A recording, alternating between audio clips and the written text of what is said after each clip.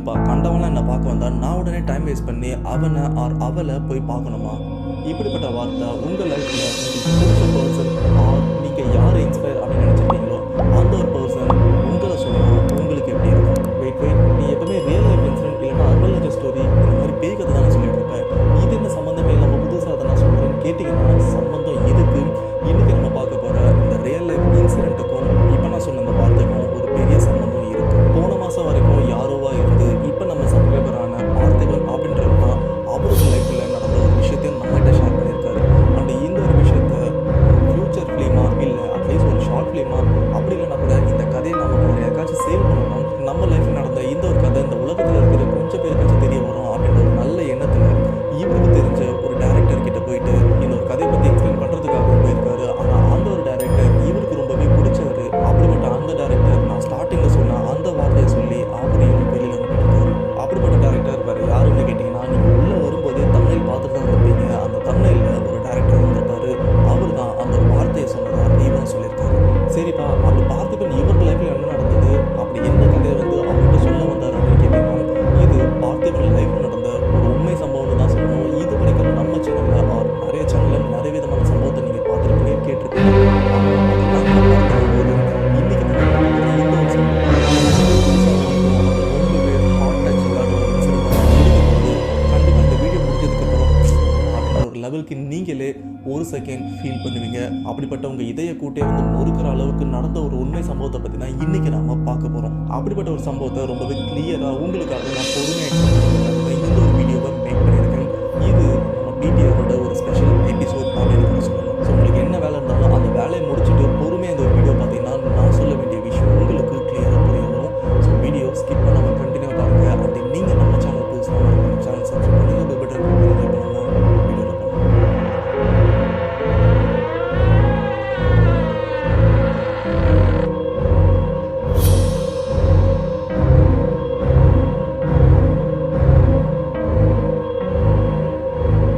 இந்த சம்பவத்தை நமக்கு ஷேர் பண்ண இவரோட நேம் பார்த்திபன். இவர் புதுக்கோட்டையை சேர்ந்தவர். அங்கே தான் பிறந்து அங்கேயே வளர்ந்துருக்காரு. அந்த விஷுவல் கம்யூனிகேஷன் குரூப்பை முடிச்சுட்டு ஃபியூச்சரில் கண்டிப்பாக ஒரு டேரக்டர் ஆகணும் அப்படின்னு இவருக்கும் ஒரு ஆசையாக இருந்திருக்கு. அந்த சின்ன வயசுலேருந்தே பார்த்திபன் இவருக்கு ஒரு மூவி டேரக்டர் ஆகணும்னு ஆசையாக தான் இருந்திருக்கு. இதுக்கு எந்த ஒரு விஷயம் ஒரு ஆரம்பமாக இருந்ததுன்னு பார்த்தீங்கன்னா 1980 முடிவில் அண்ட் 1990 ஆரம்பத்தில் பார்த்தீங்கன்னா ஒரு சில பேய் படம்லாம் வந்திருக்கும். ஸோ அந்த பேய் படம்லாம் பார்த்ததுக்கப்புறம் தான் இவருக்கும் நாமளும் பெருசாக கண்டிப்பாக இந்த மாதிரி ஒரு பேய் படம் எடுக்கணும் அப்படின்னு சின்ன வயசில் இவருக்கு விளையாட்டுத்தனமாக தோணிருக்கு. அப்படி தோணின விஷயம் தான் இப்போ இவர் இந்த அளவுக்கு ரிஸ்க் எடுக்க வச்சிருக்கு. இந்த ஒரு கேப்பில் தான் இவரோட லைஃப்லையும் வேற லெவலில் ஒரு சம்பவமும் நடந்திருக்கு. அதை தான் நம்மகிட்டே ஷேர் பண்ணியிருக்காரு.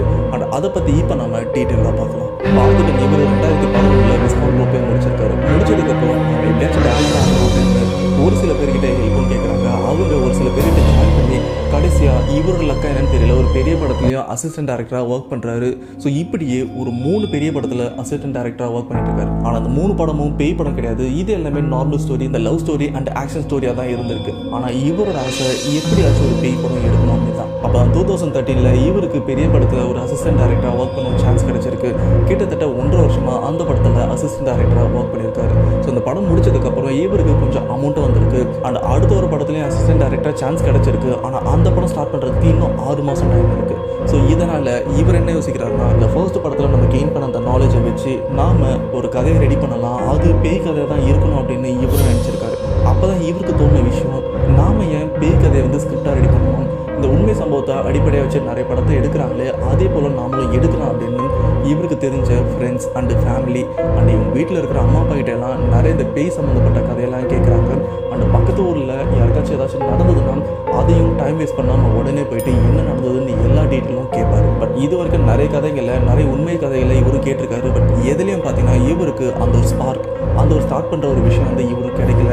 எல்லாமே யூஸ்வலாக இருக்கிற மாதிரி தான் இவரும் ஃபீல் பண்ணியிருக்காரு. அன்னைக்கு ஒரு நாள் பார்த்திபன் இவரோட ஃப்ரெண்டுகிட்டே சொல்லிட்டு இருக்காரு, நான் எப்படியாச்சும் ஃபியூச்சரில் ஒரு பேய் படம் எடுக்கணும்டா, பட் இது வரைக்கும் சொன்ன எல்லாமே எனக்கு பிடிக்கல அண்ட் இப்போ நீ சொன்ன கதை கூட எனக்கு பிடிக்கல அப்படின்னு பார்த்திபன் அவரோட ஃப்ரெண்டுகிட்ட சொல்ல அந்த ஃப்ரெண்டு அந்த ஒரு விஷயத்த உண்மையாக அனுபவிச்சிருக்காரு. ஸோ அதனால் ஒரு கோபம் வருது, ஏண்டா இதுக்கப்புறம் உங்களுக்கு பெருசாக வேணும்னா நீ எங்கன்னா போயிட்டு இதெல்லாம் மாட்டின்னு சாப்பிடா, அப்போதான் உங்களுக்கு ஏதாச்சும் கிடைக்கும் ஒரு கோபத்தில் ஒரு வார்த்தையை சொல்லிட்டு இங்கிருந்தும் கிளம்பிடுறாரு. ஆனால் இந்த ஒரு வார்த்தை பார்த்திபன் இவருக்கு ஒரு ஸ்பார்க்கை கிரியேட் பண்ணுது. சரி, நான் மற்றவங்க கிட்ட கதை கேட்கறதுனால தானே அவங்க ஏதோ ஒரு கதையை சொல்கிறாங்க, இந்த ஒரு கதையை வச்சு எடுத்துக்கோ அப்படின்னு ஏதோ ஒன்று என் தலையில் கட்டுறாங்க. நானே பர்சனலாக ஃபீல் பண்ணனா அந்த ஒரு விஷயம் எனக்கு பிடிச்சதுன்னா நான் எடுக்கலாம்ல அப்படின்னு இவரும் யோசிக்க அவங்க ஊரில் இருக்கிற நிறைய கைவிடப்பட்ட இடம் அந்த அமானுஷமான இடத்துக்கெல்லாம் இவர் தனியாக போக ட்ரை பண்ணுறாரு. போன இடத்துல ஒரு சில அந்த பயமுறுத்துற விஷயம்லாம் இவர் ஃபீல் பண்ணியிருக்காரு. பட் அது எல்லாமே ரொம்பவே சின்னதாக தான் இருக்குது. அது எல்லாமே அந்த ஒரு மூவியில் ஒரு குட்டி பாட்டாக தான் யூஸ் பண்ண முடியும். ஒரு கிளைமேக்ஸ் இல்லை ஓப்பனிங் அப்படின்ற மாதிரி எதுவுமே இல்லை அப்படின்றதுனால இவரும் நிறைய இடத்துல சர்ச் பண்ணி பார்க்குறாரு. அப்படி கிடைக்கிற எல்லாமே வந்து ரொம்பவே சின்ன பாட்டாக தான் இருக்குது. இவருக்கு சாட்டிஸ்ஃபைடு இல்லை. அப்போ தான் இவங்க ஊரில் இருக்கிற ஒரு வயசானவரையும் பார்க்குறாரு. அவர்கிட்ட நார்மலாக அது போல் சொல்லிட்டு இருக்க அவரும் எதிர்ச்சியாக ஒரு சம்பவத்தையும் சொல்கிறாரு. அது என்னன்னா இவங்க ஊருக்கு ஒதுக்குப்புறத்தில் ஒரு இடமும் இருக்குது. அந்த இடத்துல ஒரு பெரிய கிணறும் இருக்குது. அந்த இடத்துல ரொம்ப வருஷத்துக்கு முன்னாடி சொல்ல போனால் ஒரு 15 வருஷத்துக்கு முன்னாடி ஒரு சம்பவமும் நடந்திருக்கு. அந்த கிணத்துக்கிட்ட எப்பவுமே ஒரு 6-7 பேர் குடிச்சிட்டு சீட்டாடிட்டும் இருப்பாங்க. அண்ட் அது பக்கத்திலே தான் வழியும் போயிட்டு இருக்கு. அன்னைக்குன்னு பார்த்து நம்ம ஊரில் இருக்கிற ஒரு பொண்ணு வேலைக்கு போயிட்டு கொஞ்சம் லேட்டாக வீட்டுக்கு வராங்க. அவங்க வீட்டுக்கு வர நேரம் என்னன்னு பார்த்தோன்னா ஒரு 6லேருந்து 6:30 தான் இருக்கும். அந்த டைமில் வந்துட்டு இருக்கும்போது இந்த குடிகார பசங்க என்ன நிலைமையில இருந்தானுங்க அண்ட் என்ன யோசிச்சுட்டு இருந்தாங்கன்னு தெரியல. சடனாக போகிற அந்த பொண்ணை கிண்டல் பண்ண ஆரம்பிக்கிறாங்க. இதனால் அந்த பொண்ணு செருப்பு கழட்டியும் காமிச்சிருக்கு. இதை பார்த்து அந்த குடிகார பசங்க இல்லை இதை பார்த்து இந்த மது விரும்பிகள் என்ன பண்ணுறாங்கன்னா அந்த பொண்ணு மேலே கொஞ்சம் கோவப்பட்டு உன்னை ஏதாச்சும் பண்ணியே ஆகணும் பாரு அப்படின்னு அந்த பொண்ணு அங்கேருந்து தூக்கிட்டு வந்து அந்த பொண்ணை ரேப் பண்ண ஆரம்பிக்கிறாங்க. இதனால் அந்த பொண்ணை இங்கேருந்து தப்பிக்கலாம் அப்படின்னு ட்ரை பண்ணும்போது இவங்களுக்கு தெரிஞ்சு போச்சு, ஓகே நம்ம அவசரப்பட்டு ஏதோ ஒரு விஷயம் பண்ணிட்டோம், இந்த பொண்ணு ஊருக்குள்ளே போச்சுன்னா பெரிய பிரச்சனை ஆகும் அப்படின்னு தெரிஞ்ச இவங்க என்ன பண்ணுறாங்கன்னா அந்த பொண்ணோட புடவை உருவி அந்த புடவையில இவங்க கழுத்தில் கட்டி கிணத்துலையும் தள்ளி விட்டுறாங்க. அந்த புடவையோட இன்னொரு கார்னரை இந்த கிணத்தோட மேலேயும் கட்டி விட்டுறாங்க. இப்படியே அந்த ஒரு பொண்ணு அந்த கிணத்துல தூக்கு மாட்டின மாதிரி கொஞ்ச நேரத்திலே இறந்தும் போறாங்க. அன்னிலிருந்து இன்னை வரைக்கும் இறந்து போன அந்த பொண்ணு அந்த இடத்துல தான் சுத்திட்டு இருக்கு. ஆனா அந்த இடத்துல ஒரு பிரச்சனை என்னன்னு பாத்தீங்கன்னா அந்த இடத்துல பெண்கள், அது சின்ன வயசு பொண்ணா இருக்கட்டும் இல்ல வயசானவங்களா இருக்கட்டும், அப்படி யாரா வேணாலும் பெண்கள் மட்டும் எந்த டைமா இருந்தாலும் அந்த இடத்துக்கு போனா அவங்களுக்கு எந்த ஒரு விஷயமும் ஃபீல் ஆகாது, அவங்கள அந்த ஒரு ஆன்மா அட்டாக் பண்ணாது. ஆனா அந்த இடத்துக்கு சின்ன பசங்களா இருக்கட்டும் வயசானவங்களா இருக்கட்டும் இப்படி யாரா இருந்தாலும் எந்த டைமா இருந்தாலும் அவங்க அந்த பக்கம் போனா கண்டிப்பா அவங்கள ஏதாச்சும் பண்ணிடும். ஈவன் நீ மலைக்கு மாலை போட்டிருந்தாலும் சரி, எந்த சாமிக்கு நீ மாலை போட்டிருந்தாலும் சரி, அந்த இடத்துக்கு போனோம்னா ஒரு அமானுஷமான விஷயத்த கண்டிப்பா ஃபீல் பண்ணுவேன். ஏன் நம்ம பக்கத்து தெரு கோதண்டம் இருக்காரு பார்த்தியா, அவரோட பையனை வந்து ஒரு 2 வருஷத்துக்கு முன்னாடி இந்த பிரச்சனை மாட்டிருக்கான். கிட்டத்தட்ட 1 மாசமா அந்த ஒரு ஆன்மா அவனை பொசஸ் பண்ணி நிறைய ட்ரை பண்ணியிருக்காங்க. பட் போல கடைசியா அந்த ஒரு ஆன்மாவே பாவம் பார்த்து தான் அவனை விட்டு போயிருக்கு. அண்ட் இப்போ பார்த்தீங்கன்னா நம்ம ஒரு ஆம்பளைங்க அந்த இடத்துக்கு போகவே மாட்டாங்க. ஆனால் பெண்கள் ரொம்பவே சர்வசாதாரணமாக போயிட்டு தான் வந்துட்டு இருப்பாங்க. இதுக்கு காரணம் அந்த இடத்துல இறந்து போன அந்த ஆன்மா, அந்த பொண்ணோட ஆன்மா அவ்வளோ கோவமா இருக்கு அப்படின்னு இந்த ஒரு பெரியவர் இந்த ஒரு விஷயத்த பார்த்திபன் இவர்கிட்ட சொல்ல பார்த்திபன் இவரும் யோசிக்கிறாரு, ஓகே அப்போ நம்ம அங்கே போனோம்னா கண்டிப்பாக ஏதாச்சும் ஒன்று கிடைக்கும், நாம பையன் தானே, கண்டிப்பாக போனால் கண்டிப்பாக ஏதாச்சும் மாட்டோம் அப்படின்னு இவரும் ரிஸ்க் எடுக்கலாம் அப்படின்னு ட்ரை பண்ணுறாரு. இந்த ஒரு விஷயத்தை பற்றி பார்த்திபன் அவரோட க்ளோஸ் ஃப்ரெண்டுகிட்டையும் சொல்கிறாரு, நான் இது போல் ட்ரை பண்ண போகிறேன், இதுக்கு நீ தான் எனக்கு உதவி பண்ணணும் அப்படின்னு சொன்ன உடனே உதவியா நான் என்ன பண்ணேன் அப்படின்னு அவரோட ஃப்ரெண்டும் கேட்குறாரு. ஒன்றும் இல்லை மச்சான், என் கூட வா, கூட வந்து அங்கே நடக்கிற விஷயத்த ஜஸ்ட் வீடியோ கேமராவில் ஷூட் பண்ண அப்படின்னு சொன்னதுக்கப்புறம் எது போடா லூஸு, நீ வேணா தனியாக போடா, நான் எதுக்கு இந்த மாதிரி பிரச்சனைலாம் வரணும் அப்படின்னு அவரோட ஃப்ரெண்டு இவரை திட்டவும் ஆரம்பிக்கிறாரு. திட்டுறதுக்கு ரீசன் அவரோட ஃப்ரெண்டு பயந்துருக்காரு, அதனால தான் கூட வரத்துக்கும் யோசிக்கிறாரு. பட் பார்த்திபன் என்ன பண்றாருன்னா ரொம்பவே கெஞ்சி கூத்தாடி அவரையும் கன்வின்ஸ் பண்றாரு, எப்படியாச்சும் கூட்டு போயிடலாம் அப்படின்னு அவர்கிட்ட ரொம்பவே பேச கடைசியா சரி நான் வரேன், ஆனா தூரத்துல இருந்து தான் இந்த ஒரு விஷயத்த வீடியோ எடுப்பேன் அப்படின்னு சொன்னதுக்கு அப்புறம் நீ அங்க நடக்கிற விஷயத்த வீடியோ எடுத்தா மட்டும் போதும் அப்படின்னு அவரு எப்படியோ சம்மதிச்சு அன்னைக்கு சாயங்காலத்துக்கு மேல அவரையும் கூட்டு போறாரு. ஆனா இங்க இருந்து கிளம்புற பார்த்திபன் இவருக்கு தெரியும் அந்த இடத்துல என்ன வேணாலும் நடக்கலாம், ஏன்னா போறது 2மே பசங்க. இன்கேஸ் நாம போற இடத்துல அந்த ஆன்மா நம்மளை பிடிக்காம நம்ம ஃப்ரெண்டை பிடிச்சிட்டா கண்டிப்பா பிரச்சனை ஆயிரும், இதுக்கு என்கிட்ட ஒரு ஐடியா இருக்கு அப்படின்னு இவரும் ஒரு விஷயத்த அந்த இடத்துல ட்ரை பண்றாரு. இது வரைக்கும் அவரோட லைஃப்ல அந்த ஒரு விஷயத்த ட்ரை பண்ணதே கிடையாது. அதுக்கான ஒரு சில அந்த பூஜை சாமானியம் இவரு வாங்கிட்டு போறாரு. இப்படியே வாங்கிட்டு ஒரு 7 மணிக்கு மேல அந்த இடத்துக்கும் போறாங்க. கொஞ்சம் தூரத்துல இருந்து அந்த இடத்த பார்க்கும்போது ரொம்பவே இருட்டா இருக்கு. இந்த இடத்துக்கு எப்படி போறது அப்படின்னு இவனும் கொஞ்சம் பயந்துட்டு தான் இருக்காங்க. ஆனா வேற வழி இல்லை, இவங்க 2 பேருமே போயிட்டு தான் இருக்காங்க. இதுல பார்த்திபன் நல்லா முன்னாடி போயிட்டு இருக்காரு, கூட ஒரு ஃப்ரெண்டு கொஞ்சம் டிஸ்டன்ஸ் எடுத்து பின்னாடி வந்துட்டு இருக்காரு. ஒரு லெவலுக்கு மேல பார்த்திபனோட ஃப்ரெண்டு அவரும் வரல, அவர் அங்கேயே நின்று நான் இதுக்கு மேல வரமாட்டேன், நான் இங்க இருந்து வீடியோ எடுக்கிறேன், நீ வேணா போயிட்டு வாடா அப்படின்னு அவரை அசிங்கமா ஃப்ரெண்ட்லியா அசிங்கமா திட்டி அனுப்புறாரு. பார்த்திபன் அவரும் கிட்ட போறாரு. அவர் அந்த கிணத்தோட கொஞ்சம் கிட்ட போனதுக்கு அப்புறம் அந்த பாக்கெட்ல இருக்கிற அந்த ஒரு பூஜை சாமானும் எடுத்துறாரு. எடுத்து பார்த்தா அது ஒரு குவார்டர் பாட்டில். அந்த பெரிய ஒரு விஷயமும் சொல்லியிருப்பாரு, அந்த பொண்ணு இந்த குடிக்காரங்க சாரி இந்த மது விரும்பிகள் இவங்க தான் நல்லா குடிச்சிட்டு இந்த பொண்ணை இப்படி பண்ணியிருப்பாங்க. ஸோ அதுல இருந்து இந்த குடிக்கிறவனால அந்த பொண்ணுக்கு பிடிக்காது அப்படின்ற ஒரு விஷயமும் சொல்லியிருப்பாரு. இதனால அதனால தான் பார்த்திபன் அவரோட ஃப்ரெண்டுக்கு எதுவுமே ஆகக்கூடாது, நம்ம தாண்டி போகக்கூடாது அப்படின்னு தான் வாண்டடா அந்த ஒரு பாட்டிலையும் வாங்கிட்டு போறாரு. லைஃப்ல ஃபர்ஸ்ட் டைமா அந்த இடத்துல அந்த சரக்கை கொஞ்சமா குடிக்கிறாரு. பாட்டில் ஓரமா போட்டு அந்த இடத்துக்கு உள்ளேயும் என்ட்ராகிறாரு. என்ட்ராகும் போது அவர் ஃபீல் பண்ற ஒரு விஷயம் பார்த்தீங்கன்னா, இந்த இடத்துல ஒரு லேடி அழுகுற சத்தம் இவருக்கு ரொம்பவே கிளியரா கேட்குது.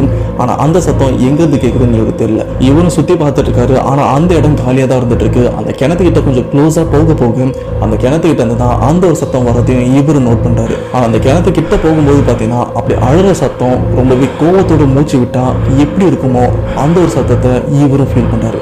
இந்த ஒரு விஷயத்தை ஃபீல் பண்ணதுக்கு அப்புறம் பார்த்திபன் இவருக்கு தெரிஞ்சிருச்சு, ஓகே தாத்தா சொன்ன மாதிரி அந்த ஒரு ஆன்மா நம்மளை சுற்றி இந்த இடத்துல தான் இருந்துட்டு இருக்கு, நாம பண்ணிட்டு இருக்கிறது இப்போ ஓரளவுக்கு ஒர்க் ஆகுது அப்படின்னு ரொம்பவே பயத்தோட இந்த ஒரு விஷயத்தையும் ட்ரை பண்றாரு. ஃபைனலா அந்த கிணத்துக்கிட்டையும் போயிட்டு உள்ள என்ன இருக்கு அப்படின்னு ஒரு பயத்தோட எட்டியும் பார்க்கறாரு. அப்படி எட்டி பார்க்கும்போது அந்த கிணத்துல தண்ணியும் இருந்திருக்கு. அந்த தண்ணியில இவரோட ரிஃப்ளெக்ஷன் ரொம்பவே கிளியரா தெரியுது. கொஞ்ச நேரத்திலே ஒரு சில செகண்ட்லேயே பார்த்தீங்கன்னா அந்த ரிஃப்ளெக்ஷன்ல இருந்து பக்கத்திலே அந்த கிணத்தை வேற யாரும் எட்டி பார்க்குற மாதிரி இருந்திருக்கு. இவரும் சடனா திரும்பி பார்க்குறாரு. ஆனா பக்கத்துல யாருமே இல்லை. பக்கத்துலன்னு சொல்றதை விட அந்த சரௌண்டிங்ல யாருமே இல்லை. அவரோட ஃப்ரெண்டு கொஞ்சம் தூரத்துல இருக்காரு. எப்படியும் ஒரு 20 அடி தள்ளி தான் இருப்பாரு. இப்ப இவரு பக்கத்துல யாருமே இல்லை. ஓகே, இது எல்லாமே நம்ம மனப்பிரம தான் அப்படின்னு அகைன் எட்டியும் பார்க்குறாரு. அப்படி எட்டி பார்த்துட்டு இருக்கும்போது அந்த ஒரு லேடியோட உருவம் இவர் பக்கத்துல இருந்து இவரே பார்த்துருக்கிற மாதிரி அந்த தண்ணியோட ரிஃப்ளெக்ஷன்ல கிளியரா தெரியுது. இவரோட உடம்பு அந்த இடத்துல நடுங்க ஆரம்பிக்குது. அந்த நடுக்கத்தோட சைட்ல திரும்பி பார்க்குறாரு. அப்படி திரும்பி பார்க்கும்போது அடுத்து என்ன நடந்ததுன்னு தெரியல. ஆனா இவரோட முதுகுல இருந்து யாரோ பின்னாடி தள்ளி விட்ட மாதிரி ஒரு ஃபோர்ஸை இவரும் ஃபீல் பண்ணியிருக்காரு. அப்படி ஃபீல் பண்ணதுக்கு அப்புறம் அந்த ஒரு கிணத்துல இவரும் விழுந்துட்டாரு. விழுந்ததுக்கு அப்புறம் அந்த இடத்துல அந்த சலசலப்பு சத்தம் ரொம்பவே அதிகமா இருக்கு. இந்த நீச்சல் தெரியலன்னா தப்பிக்கிறதுக்கு ட்ரை பண்ணுவாங்க. அப்ப அந்த தண்ணியோட சத்தம் ரொம்பவே அதிகமா இருக்கும் பாத்தீங்களா. அந்த ஒரு சத்தத்தை இங்க இருக்கிற ஃப்ரெண்டு இவரும் ஃபீல் பண்றாரு. அவருக்கு என்ன பண்றதுன்னு தெரியல. அங்க போய் என்னாச்சுன்னு பாக்குறதா இல்ல ஓடுறதா அப்படின்னு இவருக்கும் தெரியாம, ஓகே வேற வழி இல்லை, நம்ம ஃப்ரெண்டுக்காக வந்துட்டோம், நம்ம போய் பார்க்கலாம் அப்படின்னு இவரும் அந்த கிணத்துக்கிட்ட கொஞ்சம் ஸ்லோவா பயத்தோட வந்துட்டு இருக்காரு. அண்ட் அந்த கிணத்துக்குள்ள அந்த சலசலப்பு சத்தம் அதிகமாகிட்டு இருக்கு. ஒரு லெவலுக்கு மேல அந்த சத்தம் கொஞ்சம் கொஞ்சமா குறையுது. அதாவது உள்ள தத்தளிச்சுட்டு இருக்கிற அந்த ஒரு விஷயம் கொஞ்சம் கொஞ்சமா அடங்குற மாதிரி இருக்கு. ஒரு லெவலுக்கு மேல அந்த இடத்துல தண்ணியோட சத்தம் இல்லாமலும் இருக்கு. பார்த்திபனோட ஃப்ரெண்டு இவருக்கும் புரியுது, ஒருவேளை ஃப்ரெண்டு இறந்துட்டானா அப்படின்னு அவரும் பயத்தோட கிட்டே வந்துட்டு இருக்காரு. எக்ஸாக்டா பாத்தீங்கன்னா அந்த கிணத்துக்கும் இவருக்கும் 2 அடி தான் டிஃபரன்ஸ் இருக்கும். இவரு கிட்ட வரும்போது அந்த கிணத்தோட மேல பாத்தீங்கன்னா ஒரு பாறையும் இருக்கும். அந்த பாறையில சடனா ஒரு கை வந்து பிடிக்கிற மாதிரி இருந்திருக்கு அந்த பாறையை.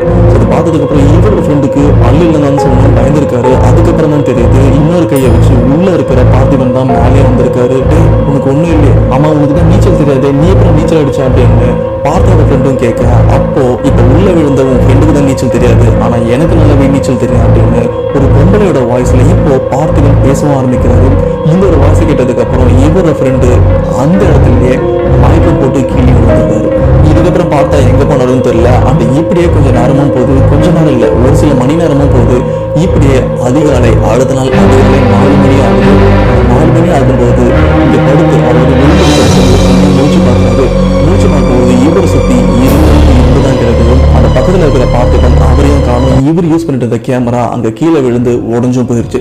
சரி இங்க இருந்து எப்படியாச்சும் தப்பிச்சு ஓடிடலாம் அப்படின்னு அந்த உடஞ்சு போன கேமராவை இங்க இருந்து எடுத்துட்டு அவரோட வீட்டுக்கும் போயிடுறாரு. அப்படி நல்லாவும் பொழுது விடிஞ்சிருக்கு. இதுக்கப்புறம் பார்த்தோட ஃப்ரெண்ட் என்ன பண்றாருன்னா, ஓகே அவன் உண்மையிலே உயிரோட இருக்கானா இல்ல செத்துட்டானா அப்படின்னு பாக்குறதுக்காக ஒரு கோவத்தோட அவரோட வீட்டுக்கும் போறாரு.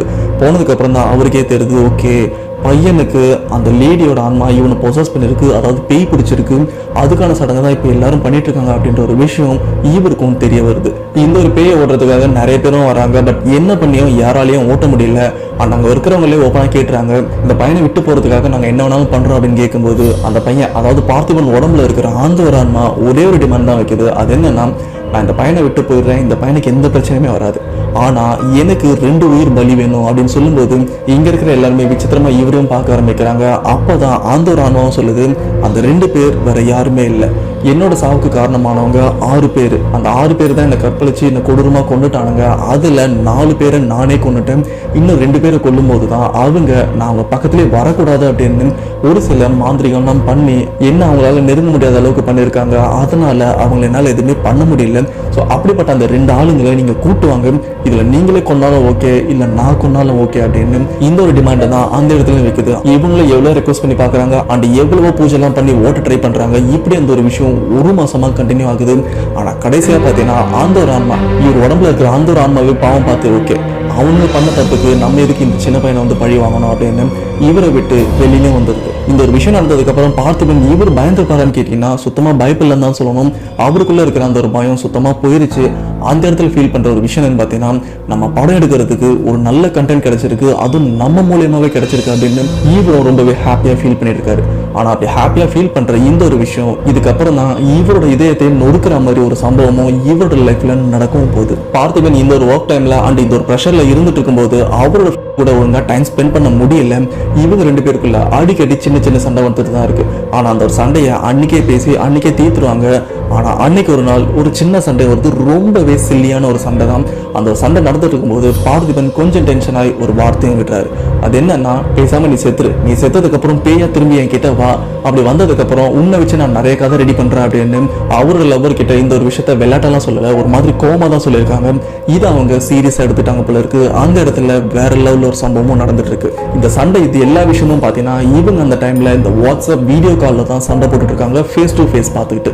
அப்போ பார்த்திபன் இவர் லவர் என்ன பண்றாங்கன்னா, அந்த ஒரு மொபைலை கொஞ்சம் தள்ளி வச்சு அந்த ரூம் ஃபுல்லா கவர் ஆகுற மாதிரி கொஞ்சம் டிஸ்டன்ஸ்லயே வச்சிடறாங்க. வச்சதுக்கு அப்புறம் இவருக்கு இந்த பொண்ணு என்ன பண்ணுது அப்படின்னு இவர் இந்த சைட்ல இருந்து யோசிச்சுட்டு இருக்க. அவங்க என்ன பண்றாங்கன்னா அவங்களோட ஷாலையும் எடுக்கிறாங்க. அந்த ஷாலை எடுத்து அந்த ஷாலை நல்லா அப்படி முறுக்கி வச்சு அவங்க கட்டில் மேலே ஏறி ஃபேன்லையும் கட்ட ஆரம்பிக்கிறாங்க. இதை பார்த்ததுக்கு அப்புறம் இவருக்கு ஒரு வேலை இல்லை, நேரங்காலம் தெரியாம இந்த மாதிரிலாம் பண்ணிட்டு இருக்கா அப்படின்னு அவங்க கேர்ள் ஃப்ரெண்ட் பண்ற விஷயம் ஒரு ஃபன்னான விஷயம் மாதிரி நினைச்சு இவரும் இந்த இடத்துல ரியாக்ட் பண்ணிட்டு இருக்கு. அப்பதான் அவங்க ஃபேன்ல கட்டிட்டு அதை தூக்கு கயிறு மாதிரியும் கட்டி அதுல இவங்க தலையை விட போறாங்க. அப்பதான் இவருக்கு அந்த ஒரு விஷயம் புரிய வருது, ஒருவேளை நாம சொன்னதை இவ சீரியஸா எடுத்துக்கிட்டாலும் இல்ல பிராங்க் மாதிரி பண்றாளா அப்படின்னு இவருக்கு என்ன பண்றதுன்னு தெரியாம கத்தவும் ஆரம்பிக்கிறாரு. பட் இந்த ஒரு கத்துற சத்தம் அவங்க காதுல விழுந்துதா இல்ல விழுந்தோம் கண்டுக்காம இருந்திருக்காங்களான்னு தெரியல. அவங்க ஃபைனலி அந்த ஷால்ல தூக்க மாட்டிட்டு அந்த கட்டிலே அப்படி தொங்கிடுறாங்க. ஸோ இந்த ஒரு விஷயத்த பார்த்த பார்த்திபன் இவருக்கு தாங்கவே முடியல. நம்ம சொன்ன சின்ன ஒரு விஷயம் இப்ப இப்படி வந்து முடிஞ்சிருக்கேன் அப்படின்னு கத்தமா ஆரம்பிக்கிறாரு. உடனே அவரோட கேர்ள் ஃப்ரெண்டை போய் காப்பாற்றணும் அப்படின்னு நினைச்சாலும் காப்பாற்ற முடியாது. ஏன்னா பார்த்திபன் இவர் புதுக்கோட்டையில இருந்துட்டு இருக்காரு, அவரோட கேர்ள் ஃப்ரெண்ட் எங்க இருக்காங்கன்னா சேலம்ல இருந்துட்டு இருக்காங்க. புதுக்கோட்டையில இருந்து சேலம் ஆல்மோஸ்ட் 200 கிலோமீட்டர் டிஸ்டன்ஸ் இருக்கு. 190ல இருந்து ஒரு 200 கிலோமீட்டர் சாலிடா டிஸ்டன்ஸ் இருக்கும். இப்படிப்பட்ட கிலோமீட்டர்ஸை கடக்கிறதுக்கு எவ்வளவு நேரம் ஆகும் அப்படின்னு உங்களுக்கு கண்டிப்பா தெரியும். இவருக்கும் தெரிஞ்சிச்சு நம்மளால எதுவுமே பண்ண முடியாது அப்படின்னு. ஸோ இவரோட கண்பார்வையிலே அந்த வீடியோ கால்ல ஆப்போசிட்ல அவங்களோட லவ்வர் தூக்கு மாட்டி துடிச்சு இறந்தும் போறாங்க. இந்த ஒரு நிலைமை யாருக்குமே வரக்கூடாது அப்படின்னு நான் ஃபீல் பண்ணேன். ஆனால் அப்போ இந்த ஒரு விஷயத்தை இவரால் நம்ப முடியல. இது எல்லாமே பிராங்க் மாதிரி தான் பண்ணுறா போல இருக்கு, நாம ஒழுங்காக பேசலன்னு நம்மளை இப்படி பண்ணுறா, இதெல்லாம் எதுவுமே ஆயிருக்காது, நம்ம டேரெக்டாக ஊருக்கு போய் பார்த்துடலாம் அப்படின்னு அன்னைக்கு நைட்டே உடனே ஊருக்கு கிளம்புறாரு. ஒரு சில மணி நேரத்துல அந்த ஊர் அதாவது சேலமே போய் ரீச் பண்ணிடுறாரு. ரீச் பண்ணதுக்கு அப்புறம் தான் கிட்ட போக இவருக்கே தெரியுது அந்த பொண்ணோட வீட்டு வாசல் முன்னாடி நிறைய பேர் இருக்கிறதையும். அண்ட் இந்த ஒரு விஷயம் பார்த்ததுக்கு அப்புறம் நாம தான் அவசரப்பட்டுட்டோம், நாம தெரியாதனமா விளையாட்டா சொன்ன ஒரு விஷயம் இப்போ அது சீரியஸா நினைச்சு இந்த பொண்ணு பண்ணி நம்மளை விட்டு போயிட்டா அப்படின்னு அந்த இடத்துல உட்காந்து அழவும் ஆரம்பிக்கிறாரு. இந்த இடத்துல பார்த்திபன் அவரோட மனநிலைமை எப்படி இருக்குன்னு கொஞ்சம் யோசிச்சு பாருங்க. இதுக்கப்புறம் இவரோட லைஃப்ல பார்த்திபன் இவரால நிம்மதியா இருக்க முடியல. நாம தான் நம்ம லவரை வந்து கொண்டுட்டோம், நம்ம அன்னைக்கு வாய் மூடின்னு சும்மா இருந்தோம்னா அவளும் சண்டை போட்டு நார்மலா விட்டுருப்பா, அடுத்த நாள் நாங்கள் நார்மலா பேசியிருப்போம், அன்னைக்கு நான் சொன்ன வார்த்தை சீரியஸா எடுத்துட்டு இப்படி பண்ணிட்டாலே அப்படின்னு இவரும் ரொம்பவே கில்ட்டியோட இன்னைக்கும் வாழ்ந்துட்டு இருக்காரு. இந்த ஒரு கில்ட்டி இன்னும் எத்தனை வருஷம் ஆனாலும் இவர் இறக்குற வரைக்கும் கண்டிப்பா இவர்கிட்ட இருந்துட்டே தான் இருக்கும். ஆனா இவங்க கேர்ள் ஃப்ரெண்ட் இறந்து சரியா 6வது நாள் பாத்தீங்கன்னா அவங்க கேர்ள் ஃப்ரெண்டோட ஆன்மா இவரையும் பார்க்க வந்திருக்கு. அந்த ஆன்மாவை பார்த்ததுக்கு அப்புறம் இவரால அழுகையை கண்ட்ரோல் பண்ணவும் முடியல. அந்த ஆன்மா இவரோட கேர்ள் ஃப்ரெண்ட் ஆன்மா இந்த இடத்துக்கு வந்ததுக்கு அப்புறம் ஃபர்ஸ்டா சொன்ன வார்த்தை என்னன்னு பாத்தீங்களா, நீ சொன்ன மாதிரி நான் செத்துட்டு இப்ப நான் பேயா வந்துட்டேன், இப்ப நான் என்ன பண்றது அப்படின்னு அவங்களோட கேர்ள் ஃப்ரெண்ட் ஏதோ வெகுளி மாதிரி இந்த இடத்துல பேசிட்டு இருக்கு.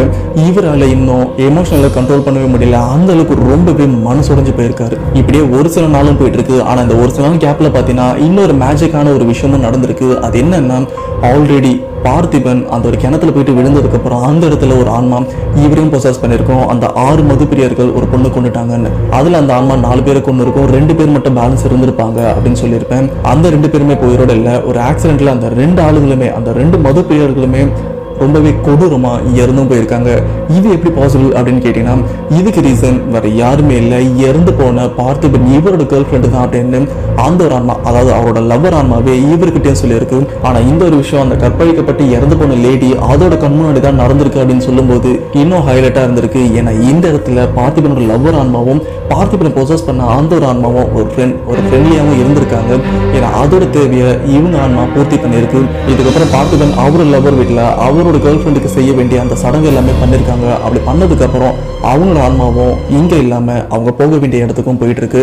ஆனா பார்த்திபன் சொல்ற விஷயம் இப்போ நான் நினைச்சேன்னா என்னோட கேர்ள் ஃப்ரெண்டு அடிக்கடி நான் பார்க்க முடியும், நான் டெய்லி அவங்க கூட பேசிட்டு தான் இருக்கேன் அப்படின்னு அவரும் சொல்லியிருக்காரு. அண்ட் இந்த சைட்ல பாத்தீங்கன்னா அந்த ஒரு லேடி அந்த கிணத்துல இறந்து போனாங்க பாத்தீங்களா, அந்த ஒரு லேடி அந்த அமானுஷம் இருந்த அந்த ஒரு இடத்த வந்து கிளியர் பண்ணி அந்த இடத்துல ஒரு கோயிலும் கட்டிட்டாங்க. இப்போ அந்த இடத்துல எந்த ப்ராப்ளமும் இல்லாம இருந்துட்டு இருக்கு. ஸோ இப்படிப்பட்ட இந்த ஒரு விஷயத்த இவர் லைஃப்ல நடந்த இந்த உண்மையான விஷயத்த ஒரு ஸ்கிரிப்டா ரெடி பண்ணி தான் அந்த ஒரு டைரக்டர் கிட்டையும் போயிருக்காரு. பட் போனதுக்கு அப்புறம் இப்ப கண்டவங்க நான் பார்க்க வந்தா நான் போய் பார்க்கணுமா அப்படின்னு அவரும் ஒரு வார்த்தையை விட்டுட்டு இருக்காரு. இந்த வார்த்தை விட்டதுக்கு அப்புறம் அவரால் தாங்கவும் முடியல. அண்ட் இந்த இடத்துல அவர் சொல்ற விஷயம் பார்த்தீங்கன்னா இன்கேஸ் இந்த ஒரு கதை யாருக்காச்சும் பிடிச்சிருந்ததுன்னா இதை நீங்க ஷார்ட் ஃபிலிமா எடுக்கிறதா இருந்தீங்கன்னா கண்டிப்பா என்னை கான்டாக்ட் பண்ணி என்ன இல்லை பார்த்திபன் அவரை கான்டாக்ட் பண்ணி நீங்க தாராளமா எடுக்கலாம் அப்படின்னு அவரே சொல்லியிருக்காரு. ஸோ இன்ட்ரெஸ்ட் இருக்கிறவங்க கான்டாக்ட் பண்ணி பேசுங்க. அண்ட் பார்த்திபன் இவர் லைஃப்ல நடந்த இந்த ஒரு சம்பவத்தை பத்தி உங்களோட தாட் என்ன மறக்காம கமெண்ட் பாக்ஸ்ல மென்ஷன் பண்ணுங்க. இனி பார்த்த வீடியோ கண்டிப்பா உங்களுக்கு பிடிச்சிருக்கும். இந்த வீடியோ உங்களுக்கு பிடிச்சா மறக்காம லைக் பண்ணுங்க. வேலை கமெண்ட்ன்றது வந்து மறக்காம கமெண்ட் பாக்ஸ்ல மென்ஷன் பண்ணுங்க. இன்னைக்கு நாம ரொம்பவே டிஃப்ரெண்டான அண்ட் வேற லெவலில் இருக்கிற ரொம்பவே ஹாட் வார்மிங்கான ஒரு இன்சிடென்ட் பற்றி தான் பார்த்துருப்போம்.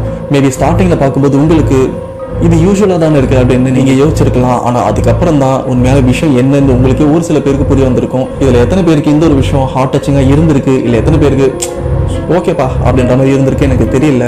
ஆனால் பர்சனலாக சொல்ல போனோன்னா எனக்கு ரொம்பவே கஷ்டமாக தான் இருக்குது. ஏன்னா நம்மளுக்கு பிடிச்ச ஒரு பர்சன் இறந்துட்டாங்க அப்படின்னு கேட்கும்போது அந்த ஒரு விஷயத்த நம்மளால தாங்க முடியாது. ஆனால் அந்த ஒரு விஷயத்த நம்ம லைவாக பார்த்தோன்னா சொல்றதுக்கு வார்த்தை இருக்குது. அப்படிப்பட்ட ஒரு விஷயம் தான் இங்க இவருக்கும் நடந்திருக்கு. இந்த மாதிரி எத்தனையோ பேர் அவங்க லைஃப்ல அவங்களுக்கு பிடிச்ச பர்சன் மிஸ் பண்ணியிருப்பாங்க. அண்ட் அவங்க மிஸ் பண்ற அந்த ஒரு விஷயத்த